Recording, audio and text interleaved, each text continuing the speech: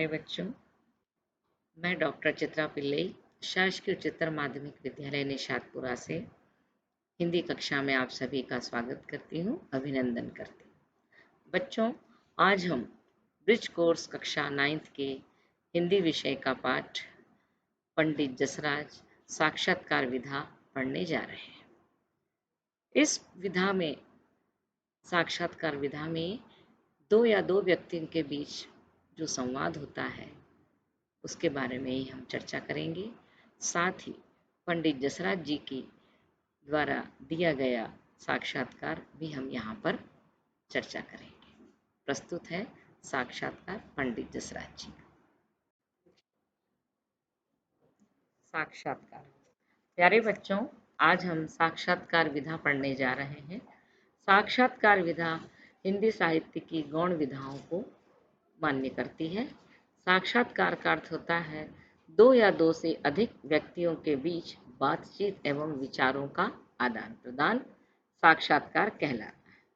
इसके अंतर्गत एक या कई व्यक्ति किसी विशिष्ट व्यक्ति जिससे साक्षात्कार किया जाता है उनसे उनकी रुचि, उपलब्धि, योग्यता तथा जीवन संबंधी प्रश्नों को पूछा जाता है।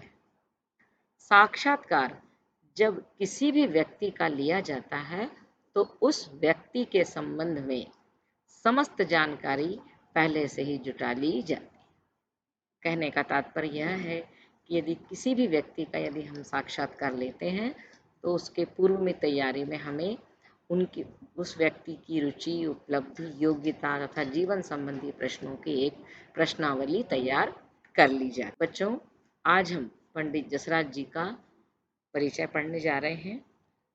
पंडित जसराज जी मेवाती घराने के शास्त्रीय गायक पंडित जसराज जी का जन्म सन 28 फरवरी 1930 में हरियाणा के हिसार में। अपने संगीत की शुरुआती शिक्षा अपने पिता पंडित मोतीराम जी से, अपने गायन के जरिए अध्यात्म से जोड़ने की कला की वजह से पंडित जसराज को रसराज भी कहा जाता है।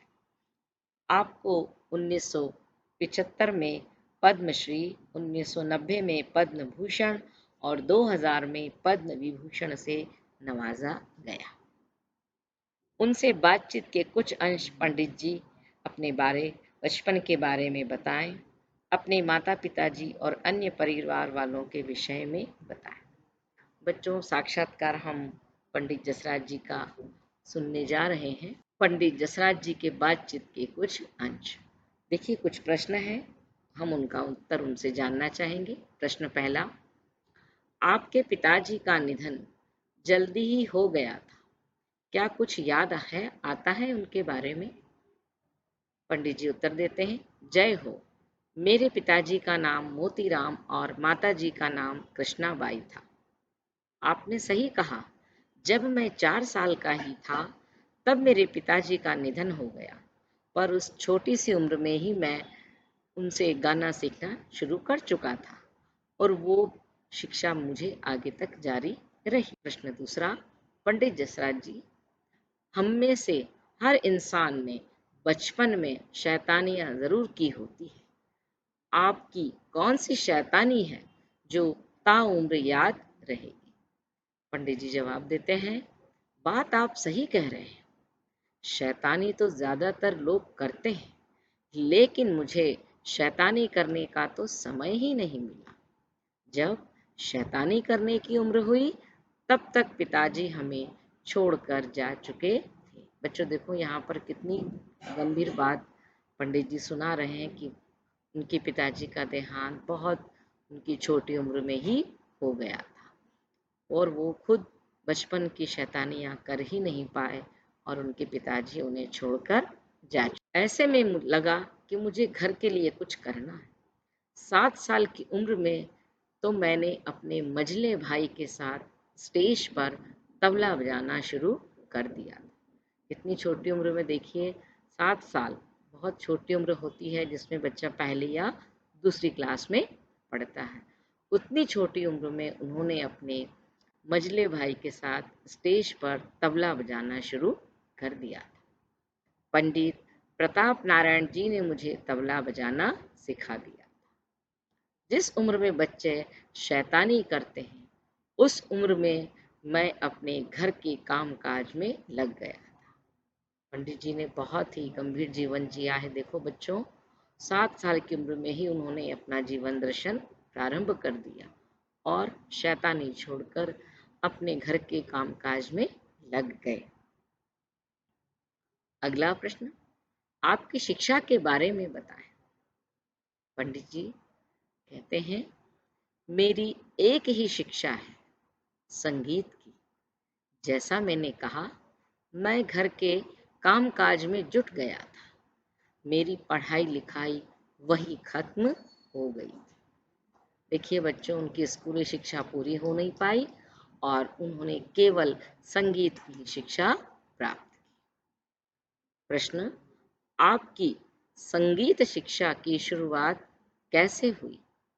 पंडित जी उत्तर देते हैं, मैंने बचपन से ही पिताजी से सीखना शुरू कर दिया था।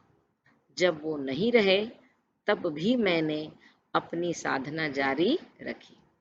बाद में जब मैं करीब 15 वर्ष का था, तब मेरी संगीत की शिक्षा मेरे बड़े भाई पंडित मणिराम जी के साथ शुरू हुई।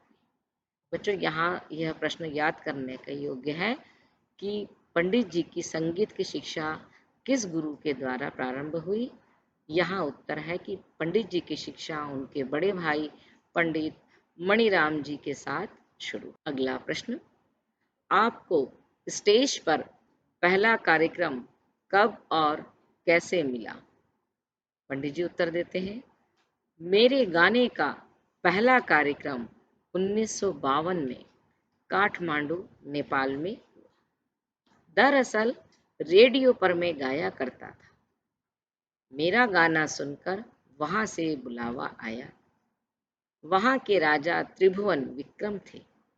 मेरा पहला कार्यक्रम उनके सामने हुआ था। मुझे याद है कि उन्होंने मुझे 5,000 मोहर का इनाम दिया था। बच्चों, बहुत बड़ी रकम होती है। 5,000 मोहर का इनाम पंडित जी को उनके पहले कार्यक्रम पर मिला। यह कार्यक्रम काठमांडू, नेपाल में हुआ और उनको वहां के राजा त्रिभुवन विक्रम ने अपने कार्यक्रम के लिए। अगला प्रश्न, आपको जो तमाम सम्मान मिले और उनके साथ श्रोताओं को जो प्यार मिला, उसे कैसे याद करते हैं?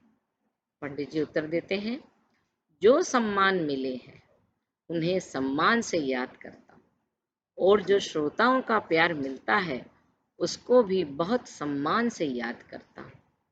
भगवान को लाख लाख शुक्राना भेजता। बच्चों देखो, बड़े लोगों की यही एक खासियत होती है कि वो श्रोताओं को भी बहुत सम्मान देते। बच्चों, अभी हमने पाठ का सारांश और बातचीत के कुछ अंशों को सुना। अभी आपने पंडित जसराज जी की बात के कुछ अंशों को देखा व सुना और साक्षात्कार हमारी अनुसंधान की प्रवृत्ति तथा तार्किक सोच को बढ़ाता है।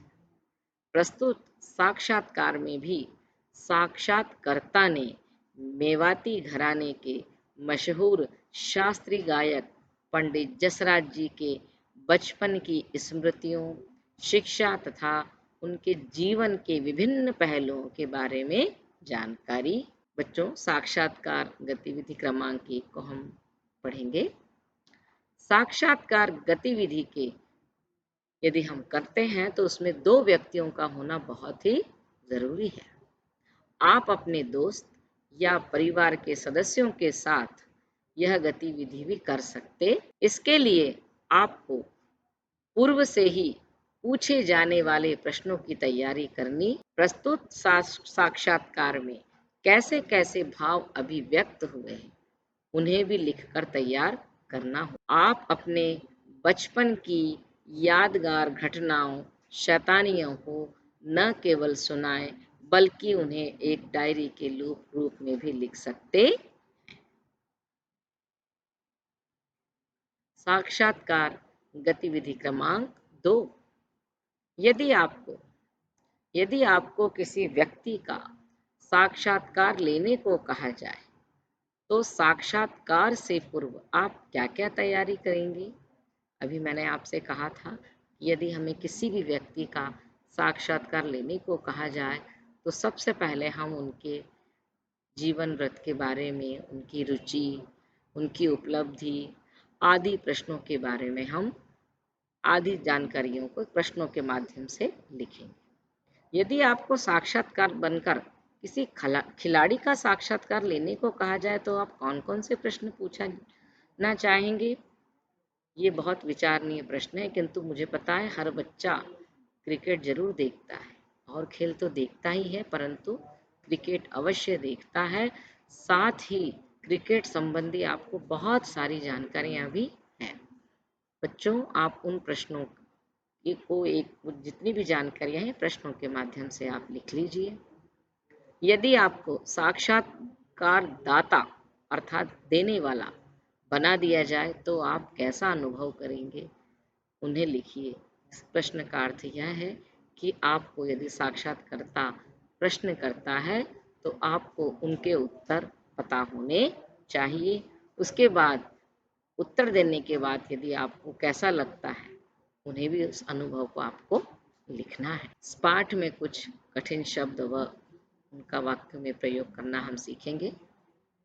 कठिन शब्द दिए गए हैं: कामकाज, इंसान, आर्थिक, किस्सा, मोहरे, श्रोता, शैतानी, साधना, संघर्ष, स्टेज, असल, सम्मान, शुरुआती, रसराज, निधन, शैतानी, ताउम्र, कामकाज, साधना, मोहर, श्रोता और शुक्राना। बच्चों, इसमें कुछ कठिन शब्द हैं जो कि काफ़ी आप व्यवहारिक तौर पर इनका प्रयोग करते हैं, जैसे शैतानी करना, साधना, संघर्ष, स्टेज यानी मंच, असल मने असली, सम्मान यानी मान, श्रोता यानी सुनने वाला, किस्सा मने कथा, इंसान मनुष्य, है ना, शुरुआती यानी प्रारंभ का दौर, रसराज यानी जो बहुत ही मधुर बोलता हो, निधन मने समाप्त हो जाना, शैतानी यानी मस्ती करना, ताउम्र यानी उम्र भर। तो इस प्रकार के जो ये भी कठिन शब्द हैं, इन शब्दों से हमको वाक्य में प्रयोग करना भी सीखना है। जैसे हम मान लीजिए कामकाज शब्द लेते हैं। कामकाज, हमारे घर में सभी परिवार के सदस्य अपना अपना काम काज करते रहते। इंसान, मनुष्य को एक अच्छा इंसान बनना चाहिए। आर्थिक, आप पत्र में लिखते हैं ना, फीस माफ करने वाला पत्र, कि मेरी आर्थिक स्थिति कमजोर होने के कारण मैं फीस जमा करने में असमर्थ हूँ। इस प्रकार के छोटे छोटे से जो ये कठिन शब्द हैं, इनसे आपको छोटे छोटे सरल वाक्य भी बनाना है, जिससे आपका वाक्य कौशल मजबूत। बच्चों, हमारे पुस्तक में कार्यपत्रक 1 दिया गया। अब आप इस कार्यपत्रक में जो अभी मैंने पूर्व में आपको कठिन शब्द बोले हैं, आप उन कठिन शब्दों को यहाँ लिख सकते हैं। साथ ही इसके अलावा भी आपको लगते हैं कठिन शब्द, क्योंकि सभी के कठिन शब्द एक समान नहीं होते, है ना। किसी को कुछ कठिन शब्द लगता है, किसी को कुछ कठिन शब्द लगता है। अभी देखिए, जैसे कार्यपत्र में लिखा है श्रुति लेख, ये श्रुति लेख भी कठिन शब्द है ना। शिक्षक हैं, इन सबको आप कठिन शब्दों को लिखिए। एक गतिविधि इसके साथ और करना है कि एक एक शब्द को आप 5-5 बार लिखने का प्रयास करें। 5 बार लिखने से क्या होगा, हमें वह शब्द याद हो जाएगा। और जब हम श्रुत लेख में अगर हमारे शिक्षक या परिवार के सदस्य बोलते हैं तो वह हमारे लिए शब्द बिल्कुल सरल, हम बिना गलती करे उसे लिख। बच्चों, कार्यपत्रक 2 है हमारे समक्ष। अब देखिए, ये कार्यपत्रक 2 है, इसमें लिखा है कि निम्नलिखित वाक्यों में रेखांकित शब्दों का उपयुक्त पर्यायवाची शब्द विकल्पों में से चुनिए। पर्यायवाची शब्द, सबसे पहले हम इसको जानेंगे कि वे शब्द जिनके समान और भी शब्द होते हैं किंतु अर्थ सभी एक ही देते हैं, जिन्हें हम समानार्थी शब्द भी कहते हैं। एक से अनेक अर्थ देने वाले शब्द पर्यायवाची नहीं होते, तो समान अर्थ देने वाले अलग अलग शब्द पर्यायवाची होते हैं। देखिए, इसको हम उदाहरण से स्पष्ट करेंगे। जैसे अचानक चारों ओर आग प्रज्वलित, आग का पर्यायवाची अग्नि, है ना, अनल भी होता है। वाक्य में अब देखिए इसमें 4 दिए हैं, जिसमें से जो सही है आपको बताना है। कि अचानक चारों ओर आग प्रज्वलित हो गई। हमारे सामने विकल्प है शोभा, अग्नि, समीर या चिंगारी। सही उत्तर है अग्नि। दूसरा है उसके नेत्र में छोटा सा तिनका चला गया। नेत्र का अर्थ होता है आंख, नयन, चक्षु। विकल्प है अलक, कनक, नयन, हस्त। सही उत्तर है नयन, अर्थात उसके नयन में छोटा सा तिनका चला गया। पर्यायवाची शब्द के साथ हम उस वाक्य की पुनरावृत्ति भी कर सकते हैं और हमें करना भी चाहिए। प्रश्न क्रमांक 3 में दिया है उसका मन आनंद से भर गया। उसका मन आनंद से भर गया। यहाँ पर विकल्प दिया है अलंकार, अपूर्व, अभिमान, उल्लास। सही उत्तर है उल्लास। हम वाक्य पुनः एक बार पढ़ेंगे। उसका मन उल्लास से भर गया। चौथा इसमें दिया है विकल्प प्रश्न हमें ईश्वर का धन्यवाद करना चाहिए। हमें ईश्वर का धन्यवाद करना चाहिए। विकल्प है गणेश, महादेव, अनंग और परमात्मा। सही उत्तर है परमात्मा। हम वाक्य दोबारा पढ़ेंगे। हमें ईश्वर की जगह परमात्मा, हमें परमात्मा का धन्यवाद करना। पांचवा है वह नदी के किनारे घूम रहा था। विकल्प है तीर, कतार, बाण, वसुंधरा। अब यहाँ पर देखिए तीर जो है विकल्प दिया है, कतार पंक्ति है, बाण जो कि धनुष के साथ लगाने वाला है और वसुंधरा ने पृथ्वी। अब यहाँ पर किनारे का पर्यायवाची क्या बनेगा? तीर। वह नदी के तीर घूम रहा। वह नदी के तीर घूम रहा। 6 नंबर का प्रश्न है क्या कुछ याद आता है उनके बारे में? याद का अर्थ क्या है? स्मरण, स्मृति, स्मरण शक्ति, याददाश्त। अब चारों ही इसके समकक्ष लग रहे हैं। क्या कुछ याद आता है? याद का यहाँ पर सही अर्थ होगा स्मृति, है ना। क्या कुछ स्मृति आती है उनके बारे में? प्रश्न क्रमांक 7 छोटी उम्र में वह बहुत शैतानी करता था। यहाँ उम्र से तात्पर्य है। विकल्प है आयु, गिनती, युवा, बुढ़ापा। सही अर्थ है आयु। वह आयु में बहुत शैतानी करता था। छोटी आयु में बहुत शैतानी करता था। प्रश्न क्रमांक 6 आज भी उन्हें सम्मान से याद किया जाता है। आज भी उन्हें सम्मान से याद किया जाता है। विकल्प है पूजना, आदर, सहारा, सामना। सही उत्तर है बच्चों आदर। वाक्य हम दोबारा बनाएंगे। आज भी उन्हें आदर से याद किया जाता है। कार्यपत्रक 3। अभी हमने पर्यायवाची शब्द की बात की। पर्यायवाची और समानार्थी करीब करीब एक समान ही हैं। समान अर्थ प्रकट करने वाले शब्द युग्मों का अपने सरल शब्दों में प्रयोग कीजिए। समान अर्थ यानी वह शब्द जो समान अर्थ प्रदान करते हैं उन्हें समानार्थी शब्द कहते हैं। इस कार्य पत्रक में शब्द युग्मों अर्थात जोड़े के साथ दो दो शब्द दिए हैं। उन्हें अपने सरल शब्दों में हमें वाक्य में प्रयोग करना है। जैसे अस्त्र शस्त्र। अस्त्र शस्त्र। अस्त्र का अर्थ होता है वह हथियार जो फेंक कर चलाया जाता है। वह हथियार जो फेंक कर चलाया जाता है जैसे भाला। और शस्त्र होता है वह हथियार जो हाथ में लेकर चलाया जाता है जैसे तलवार। पकड़कर शस्त्र, फेंक कर अस्त्र। भाला के साथ गोला भी होता है, गोला फेंक होता है, वो भी फेंक दिया जाता है। ऐसे जो जो लोहे के अस्त्र होते हैं, हाथ जिसको फेंका जाता है उन्हें अस्त्र कहते हैं। पकड़कर जो चलाया जाता है वो है तलवार। चाकू भी हो सकता है उसमें। और दूसरे शब्द देखिए अगम। अगम का वाक्य में होगा ईश्वर अगम अगोचर है।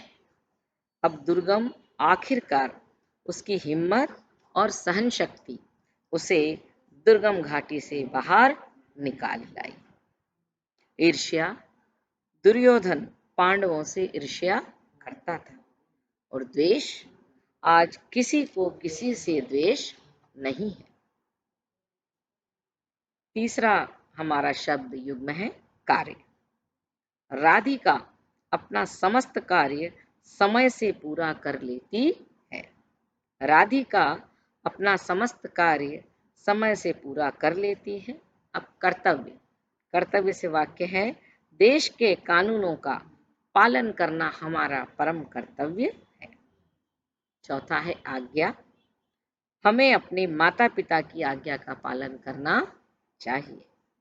अनुमति, अनुमति का वाक्य है कि कमला ने बिना अनुमति के वह कार्य किया जो उसे करना नहीं चाहिए था। अभिमान, मुझे अपने देश के सैनिकों पर अभिमान है। मुझे अपने देश के सैनिकों पर अभिमान है। अहंकार, अहंकार मनुष्य को आगे बढ़ने से रोकता है। अहंकार मनुष्य को आगे बढ़ने से रोकता है।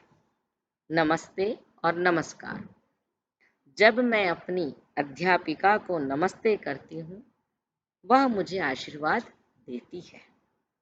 जब मैं अपनी अध्यापिका को नमस्ते करती हूँ, वह मुझे आशीर्वाद देती है। और नमस्कार, मैं रोज सुबह अपनी माता को हाथ जोड़कर नमस्कार करती हूँ। बच्चों, ये सभी समान अर्थ देने वाले हैं। इसे नमस्ते भी है तो नमस्कार भी हो सकता है ना। इस प्रकार से हमने ये शब्द युग्मों को पढ़ा। अन्य शब्द युग्मों को भी हम पढ़ सकते। कार्य पत्रक 4, पाठ में आए कठिन शब्दों के अर्थ लिखकर वाक्यों में प्रयोग करना है। बच्चों, पूर्व में भी मैंने आपको यही कठिन शब्द बताए थे। यह गतिविधि वही है, इसे कार्य पत्रक में ही हमें हल करना है।